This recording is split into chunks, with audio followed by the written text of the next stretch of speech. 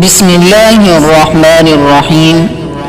حضرت امام حسین رضی اللہ تعالیٰ عنہ فرماتے ہیں، مومن وہ ہے جو ذات آخرت مہیا کرے اور کافر وہ ہے جو دنیا کے مزے اڑائے۔ میں مشغول ہوں، تمہاری عمر برابر ملتی جا رہی ہے، جو کچھ تمہارے ہاتھ میں ہے اس سے کسی کی مدد کر جاؤ۔ جو لوگ تمہارے دوست بنا چاہتے ہیں ان کے دوست بنو، عاقل کہلاؤ گے۔ دنائیوں میں اعلیٰ درجے کی دنائی تقویٰ ہے اور کمزوریوں میں سے سب سے بڑی بد اخلاقی اور بدعمالی ہے۔ اپنی تعریف زیادہ کرنا ہلاکت کا باعث ہے۔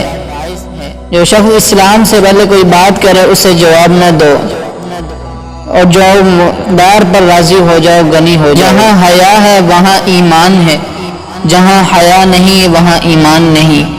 ہمیں اپنے اندرونی اسرار کا اسرار محفوظ رکھنا لازم، کیونکہ اللہ تعالیٰ کی ضمیروں کا جاننے والا ہے۔ عابد وہی ہے جو اللہ تعالیٰ کی تقسیم پر راضی ہو۔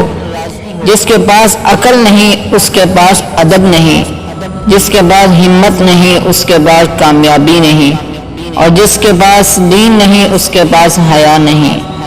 مالداروں کے سامنے خود غرضی کا اظہار عین تواضع ہے۔